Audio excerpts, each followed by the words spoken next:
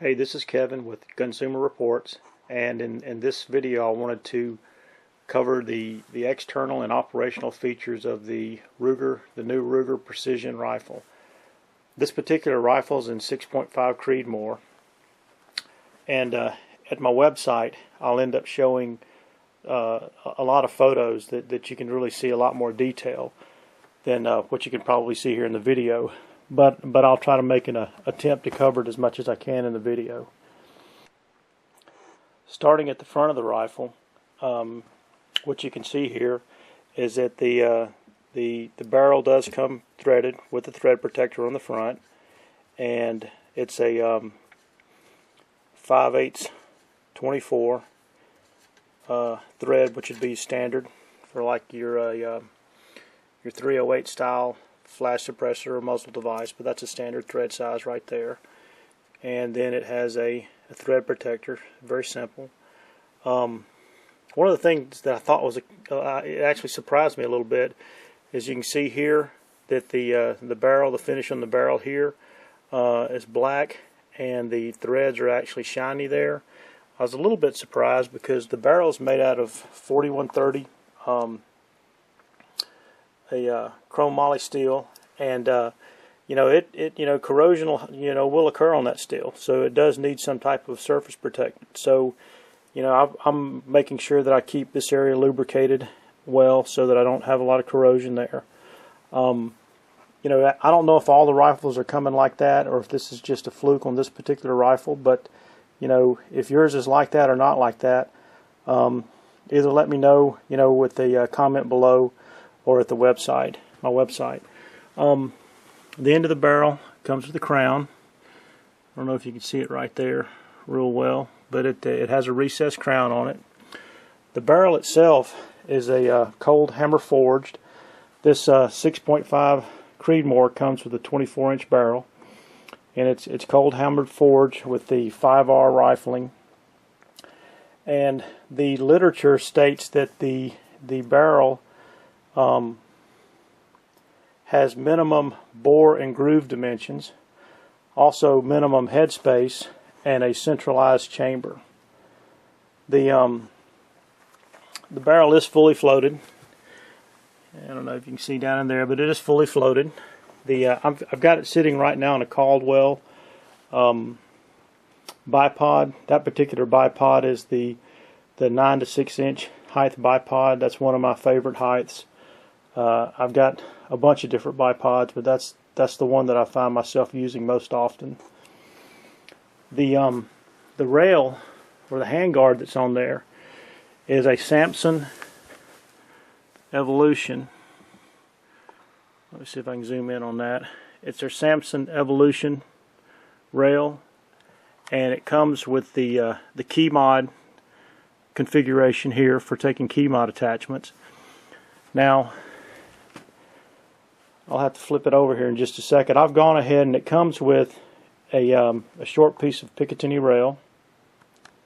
I wanted to go ahead and show you that flip the rifle around, that it does come this particular one with 6.5 Creedmoor on the side of the barrel, and their normal read instructions before using firearm stamped into the barrel.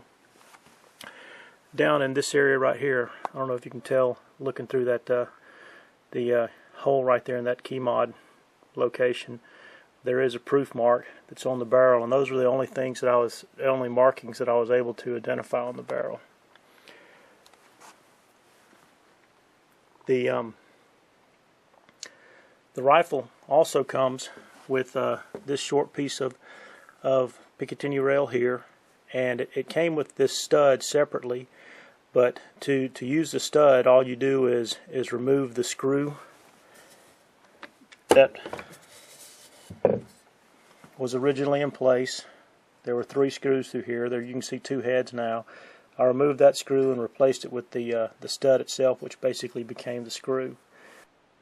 If you're not familiar with the key mod accessories or the key mod attachment, this is the QD adapter that came with the rifle for attaching a sling. And you can see the way that the key mod system works is you've basically got this boss area right here that's part of the whatever the adapter or the rail would be, and then you've got a screw and you've got a nut which has got a shape that looks like it's got a foot on it. And so to attach it, what you do is you place the foot kind of in that slot right there and slide it forward until that round area, or the boss area, is down inside the other round area, like that round area is directly like that. And then you would go through and you would tighten down the screw right there. I've already done that for the short piece of rail here because I've been using a bipod. Another thing I want to point out is that the handguard that Ruger selected, the Samson Evolution handguard, is replaceable. It's a user replaceable item. If you want to customize your rifle, it's easy to do. This particular handguard is easy to remove, and to remove it, what you'll do is you're going to loosen these two screws right here, and it looks like a set screw right there. But when you loosen that set screw, it's not just a matter of making it loose. You're going to have to back out that set screw a significant distance, because it actually goes into a slot in the two bushings that are clamping the barrel nut that's under. And in my disassembly portion of my review, I actually show all those pieces disassembled. You can see that the key mod runs to full lower length and on both sides. You can also get some of the other Samson accessories, which would go in and actually mount in different positions on the S's here if you wanted something to be at a position other than 3 or 9 or 6 o'clock. You can see here the opposite side of the handguard, or the left side of the handguard, and you can see, I'm not sure if you can see there, but that's where it actually says Samson Evolution Series 15-inch for that particular handguard. Now this is something that I want to point out. If you remove your handguard, if you watch my video about what was in the box, I actually showed that or I talked about how the barrel wasn't positioned, exactly in the center of the handguard here from a left to right perspective. Well, when I reassembled it, I've already had it fully assembled once. When I reassembled it, I don't know if you can tell that I wasn't paying it. I was really paying a lot of attention to left right, but I wasn't paying attention to up down. So I'm going to have to re-loosen the screws back here and push the handguard down some. Now, once you get this handguard positioned around the barrel and tighten those screws, I haven't used the 15-inch length one here, but I've used some of the shorter length ones, and they're solid. I've never noticed that the position has ever changed, and I don't expect it to be that case here on this rifle. But my whole point in telling you all this is that if you look at your rifle and you're not comfortable with the alignment of the handguard around the barrel, just loosen the two screws in the back. Pay a lot of attention to getting it just right, and slowly and incrementally increase the torque on these screws back here, and I think you'll be happy with what you get. So, as you work your way down the rifle, you come to the receiver area, and this is where I think Ruger works some magic. They made what I would consider to be an extremely attractive receiver and extremely functional. I'll kind of rotate the bolt handle up here. But when you look at the styling, with the geometry shapes that they made here, with the way you've got this recessed area here and this bossed up area right here, the styling around this area on the lower receiver, they did a really nice job of both making it stylish and attractive, but yet also making it very functional. For now, I'll go ahead and close the bolt, and you can see that at the moment I've got one of the Magpul PMags installed, and the one of the neat features that they incorporated into the rifle is the magazine system, or the magazine catch system. This you know, with the PMag in there, there's basically, it's like a two position or two stage magazine release. The first one tilts it just enough to release what would be like one of the AICS magazines, and then you have to push it again further like that to release one of the PMag style magazines. And when I mean PMag style magazines, obviously it's PMag, but I'm really referring to a side catch magazine. You can see here I've installed one of the AICS magazines, and like I was mentioning a minute ago, it's two-stage magazine release, or two positions. With this type of magazine, all you've got to do is go through that one position and it'll unlatch the magazine. And basically that position is catching on the rear part of the magazine. Now, you know, according to Ruger's guide here, that came with the rifle, it says multi-magazine interface functions interchangeably with M110, SR25, DPMS, and Magpul style magazines, and AICS magazines. Also works with some M14 magazines. 2 10-round Magpul magazines were included. I do have a DPMS magazine, and it works fine with that. I thought I'd try to show you a little bit more on the magazine catch here, and you can see when I push it that much right there, you can see down in there how that part shifts back. It's a lever. Now when I push it further, you can see down there on the side in here, you can see how that side catch moves out of the way. Another thing I wanted to point out on the magazines is that your you know, some magazines, you know, like your PMag right here, are going to have an offset feed, and you can see how the cartridges are stacked in there, and it's going to feed, you know, each cartridge is going to feed left, right, left, then right, then left, and right, like that. When you look at like the AICS style magazine right here, you can see it's actually got a center feed.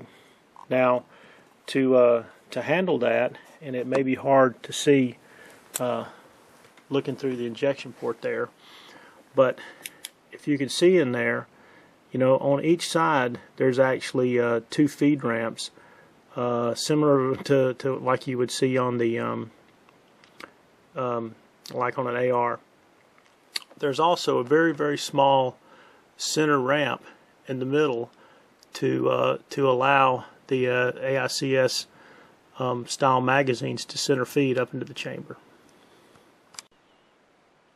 And again, I'm not sure if you can tell from this video, but what I'm trying to show you is that there's a round in the magazine on the AICS style, and you know, it's sitting there poised, ready to go right down the center line of the rifle. As I go forward with that round, I'm not going to take it any further than that at the moment, but you can see how the round, you know, I can see that the round is starting to nest in that center channel. In the case of the PMag, you can see that there's a round located on the left side of the magazine, and as I push it forward slightly, you can see that that's where it's you know, it's resting, or it's going through the left side feed ramp. The bolt actually has a 70 degree throw, and you know, it's I mean, it's their American rifle action or style, and it's really got, you know, I mean, to me, I feel like it's got a really nice smooth feel to it.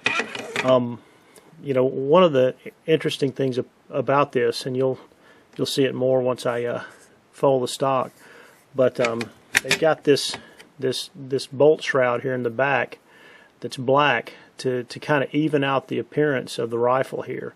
When you throw the bolt, what you see is that this part the bolt or the shroud actually moves back into the buffer tube area back here, similar to how a bolt would go back in on a regular AR style rifle.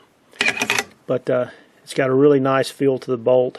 You got your black accented bolt handle here. You've got an oversized knob here that also it's got a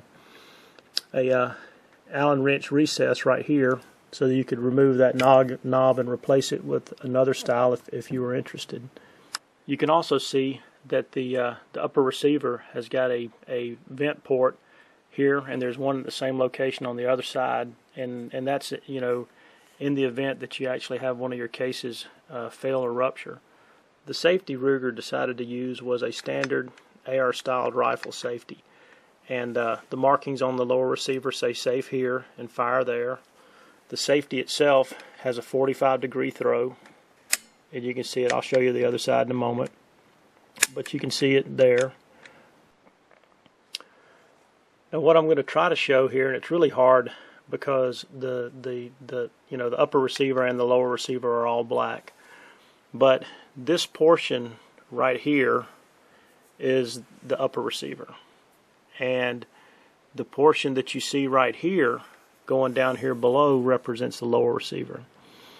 The upper receiver is made from 4130 steel, and they say it's hardened, so it's heat treated, so it's going to be at a higher strength. The lower receiver, and this lower receiver is actually an assembly, is made from 7075 T6 aluminum. On the opposite side, or the left side, you can see a little bit easier. Again, this is all the upper receiver here, and this is all the lower receiver. Now, I haven't talked about it yet, but what I want to point out here is that the aluminum upper rail that comes installed on the rifle actually has a 20 MOA angle to it, and I don't know if you can see it right there, but it actually says 20 MOA at the rear right there. Now that rail segment is attached with four, back out enough here, it's attached with 4 screws here, and these are your larger number 8 40 thread per inch screws. A lot of rifles come with the number 6, and this four number 8 screws up here is definitely the way to go to firmly and securely mount a rail. I checked torque on all of these.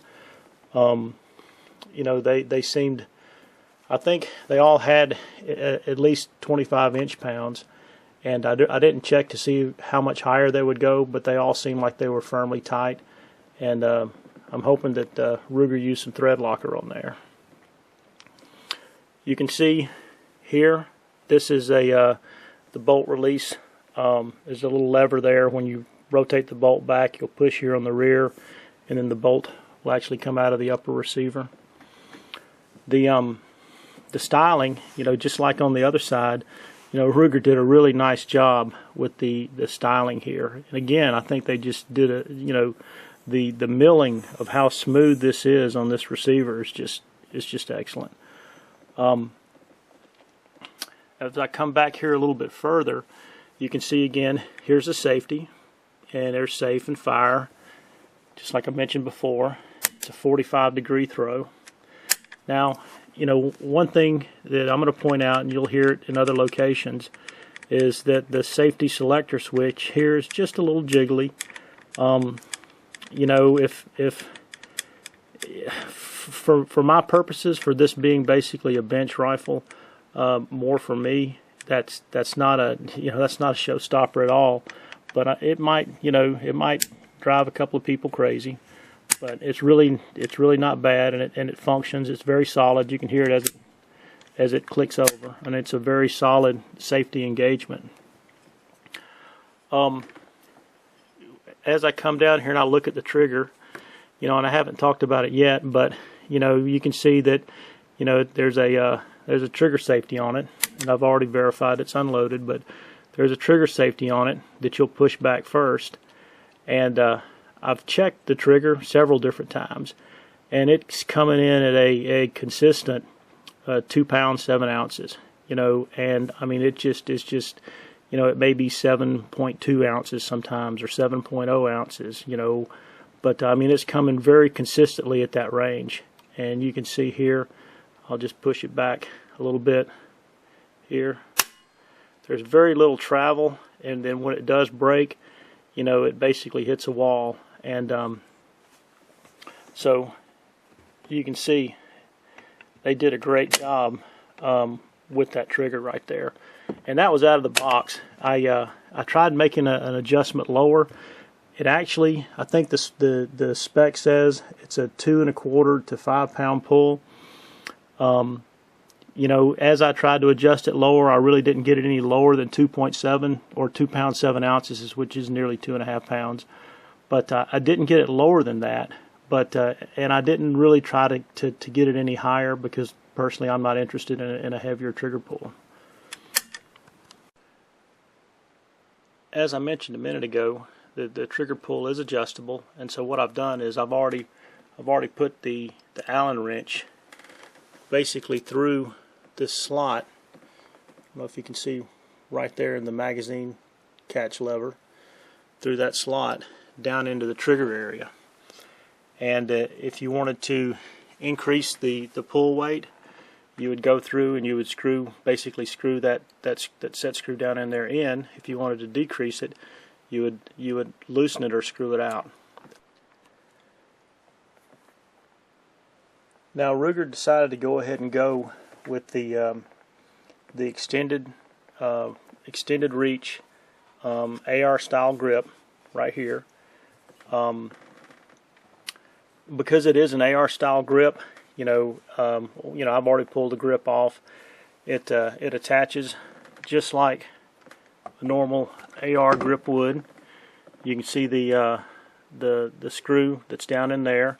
If you wanted to replace it with one that you preferred more, all you got to do is pull the screw, pull the grip off, put the new one on, put the screw back in. It's as simple as that. You can see that Ruger chose to put their own new design or new style stock on the rifle, and I think they're calling it the Ruger Precision MSR stock, which you know, has a QD sling point right here. I'm going to flip it around to the other side in just a minute, but you can see there's some adjustability here on the stock, and the levers are on the other side. The bottom has got a short piece of Picatinny rail, and it also comes with a rail cover to kind of give it a smooth texture on the bottom to cover up the slots there. You can see there. The pad on the back, if you loosen the screws, you know, there's some holes in the back of the pads. If you take out the screws, you can reposition the butt pad right here. You know, you can lean it over in one direction or the other to make it fit your shooting style. Alright, this is the other side of the stock, and you can see that these are the two locking cams, which are used to lock the stock in position. And you know, to change positions, you know, just flip the cams out like that, and then slide the stock to a new position. And me holding the camera and doing this at the same time might be a little quirky, but slide it to the new position, and then, you know, cam the cams back over again to lock it in that position. Now, you know, there's two cams here which will end up locking, you know, on this this part right here, which is ridged. This top cam can also be used to adjust the comb height of the stock. So you can see you can slide that part up or down, and then you can lock it in place. Additionally, if you pull, you know, open that cam, pull this off, and turn it around, and I'm sure I won't be able to get it back installed with one hand, but if you pull it off, turn it around, and get it located back up under the cams here, then you can tighten it down. But that's impossible for me to do with one hand. Okay, you can see that I flipped it around and locked it in place. And most likely when you buy the rifle, it's going to come with this piece right here, kind of located in the forward direction. I'd already turned it around because I'd determined for my shooting position that this felt better when it was turned around rearward. Now, one thing I want to point out that even though these cams right here, can flip over like that, and quickly you can change the position of the buttstock, there is a little bit of alignment that has to be just right, because you're going to be locking. There's going to be something that's going to go down into these grooves here. So you've got to get the position just right for that cam to flip over. And if it's not just right, and I'll flip it back and kind of get it midway, you'll find that you can't cam it over. So be careful and don't try to force it, because you might end up damaging your cam. I did find that there were some cases to where I was able to cam over one, but not both. But you can see, once you get it in position, in the right position, they will cam over relatively easily. Now, the stock, we'll go ahead and slide it in its fully rearward position. I mean, you can tell here, again, this is just a standard AR style buffer tube right here. And let me flip it over. I'm not sure if you can see down up under here, but you can actually see it's a multi-position, probably a 6-position buffer tube. And I hadn't checked it to determine if it's mil-spec or commercial, but it's a multi-position buffer tube. So if you wanted to put a different style stock on it, all you would need to do is basically, loosen this part right here, and probably this whole style stock would come off. I'm not sure why you would want to do that, because I think Ruger provided a pretty good solution here with their stock, but it's an option again if you want to fully customize your rifle. All right, one of the features of the rifle is it actually has a side folding buttstock, and there's a button which is right here, and by pressing that button in, you can pivot the buttstock around to, we would say, its folded position. Now, once you get it in the folded position, all you have to do is rotate that same button that you push. I'm sorry, that's not the button you push, that's the opposite side. But you would rotate that piece down, and by rotating it down, what you're going to see is there's a little area that is down here. Let me rotate it back up. As you can see that little slot right there. When you rotate it folded and rotate that piece down, then it'll lock it in place so that it's not going to open up on you. One of the reasons I think Ruger folded the buttstock was really, I guess, mainly two reasons. Obviously, it helps in reducing the overall length of what is a long rifle, but it also gives you the opportunity to remove your bolt. If you remember, when you pull the bolt rearward, it's going to go back into your buffer tube. So there needed to be an easy way to be able to remove that bolt without having to take off your stock. So, to remove the bolt, see if I can do it with one hand. Again, you'll press this bolt catch right there. You'll press it in. That was just right. And then you can slide the bolt out. Now, you can see here, the bolt's actually got a shroud on the rear.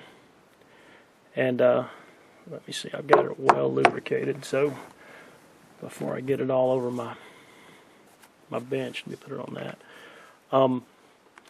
At the rear, there's a tool holder, and this is where they store the Allen wrench. That's the Allen wrench that I use for potentially adjusting the trigger pull.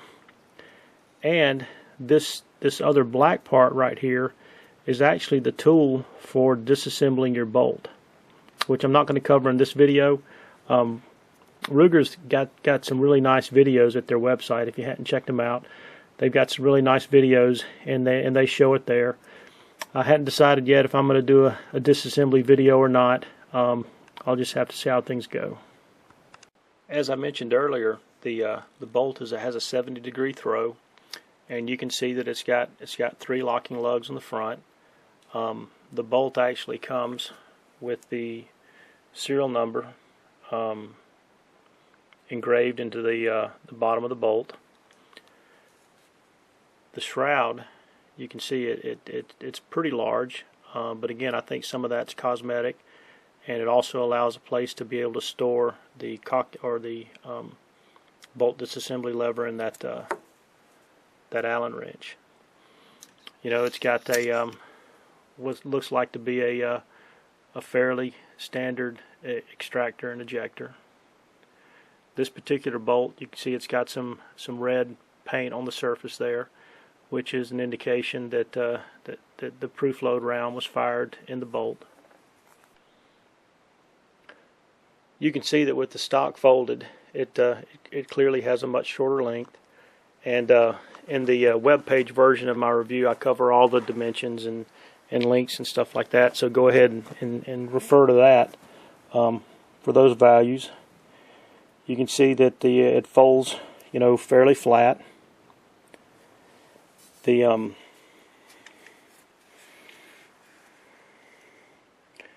you know, at the rear you can see the hinge.